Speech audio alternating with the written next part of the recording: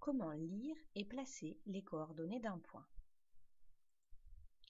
Voici un quadrillage sur lequel se trouve un axe horizontal qui s'appelle l'axe des abscisses et un axe vertical qui s'appelle l'axe des ordonnées.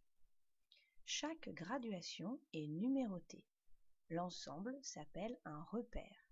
Grâce à ce repère, on va pouvoir placer des points ou lire les coordonnées d'un point.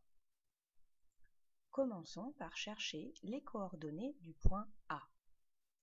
On cherche d'abord la graduation qui correspond sur l'axe des abscisses. C'est la graduation 7. On va donc pouvoir commencer à écrire les coordonnées du point A en utilisant une parenthèse et un point-virgule.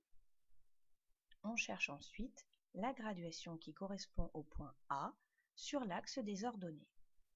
C'est la graduation 8. On peut terminer les coordonnées du point A. Le point A se trouve aux coordonnées 7, 8. Pour placer un point, on procède toujours de la même manière. Par exemple, le point B, dont les coordonnées sont 18, 4. Le premier nombre est 18. On commence toujours par l'axe des abscisses. On va donc chercher la graduation 18 sur l'axe des abscisses. Le deuxième nombre est le chiffre 4.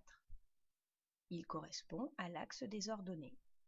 On cherche la graduation 4 sur l'axe des ordonnées. Le point B se trouve à l'intersection de ces deux lignes.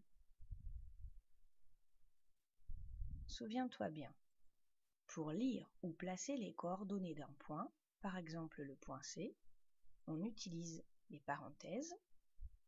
On repère toujours en premier la graduation qui se trouve sur l'axe horizontal, l'axe des abscisses, puis la graduation qui se trouve sur l'axe vertical, l'axe des ordonnées. On n'oublie pas de fermer la parenthèse. À demain en classe.